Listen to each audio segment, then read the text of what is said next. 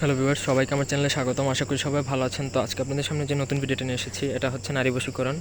এটা শুধুমাত্র স্ত্রী বশীকরণের ক্ষেত্রে ব্যবহার করতে পারবেন, অন্যথায় কোনো নারীর ক্ষেত্রে ব্যবহার করার কোনো কিছু নাই। ঠিক আছে, জাস্ট স্ত্রী বশীকরণ। যদি স্ত্রী পরকীয়া করে থাকে, স্ত্রী সংসারের প্রতি মন নাই, বাচ্চা কাচ্চারা দেখে না, স্ত্রী আপনার সাথে মিশতে দেন, আপনার সাথে সহবাসে রাজি হয় না, বা অনেক ধরনের সমস্যা আছে, যত প্রকার স্ত্রীজনিত সমস্যা, এক কথায় যদি স্ত্রী আপনার কথাবার্তা শুনে না, উল্টাপাল্টা কাজকর্ম করে বাবার বাড়িতে যা থাকে, আসতে চায় না, তখনই আপনি এই প্রয়োগটা করতে পারবেন, কোনো সমস্যা নেই।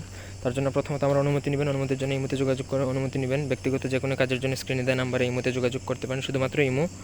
ঠিক আছে, তো এটা সবাইরে অনুমতি দেওয়া হবে, কোনো সমস্যা নাই। তো প্রথমত ভোজপত্র সংগ্রহ করবেন। ভোজপত্রের মধ্যে যন্ত্রটিকে লাল চন্দন দ্বারা নকশাটা লিখবেন, এবং দেবদত্ত মাঝখানের একটা ঘর দেখেন, দেবদত্ত বসের পরে আপনার স্ত্রীর নাম, তারপরে সাহা। স্ত্রীর আসল নাম লিখবেন, পদবী সহ যদি থাকে তো পদবী সহ লিখবেন ব্র্যাকেট দিয়ে। তো নকশাটা প্রথমত লেখা শেষ করে তারপরে খাঁটি ঘি, ঠিক আছে, খাঁটি ঘি ও মধু একসাথে এক করবেন। ওই মধু আর ঘিয়ের মধ্যে আপনি ওই নকশাটা আপনি একটা ডিব্বার মধ্যে ঢুকিয়ে ওটার মধ্যে মানে রাখবেন। তারপরে সেটা আপনি টানা 21 দিন রাখবেন। এমন কোনো জায়গায় রাখবেন যেন কোনো কাকপক্ষীও টের পায় না, এবং আপনিও না। এমন জায়গায় রাখবেন আপনি নিজেও দেখবেন না।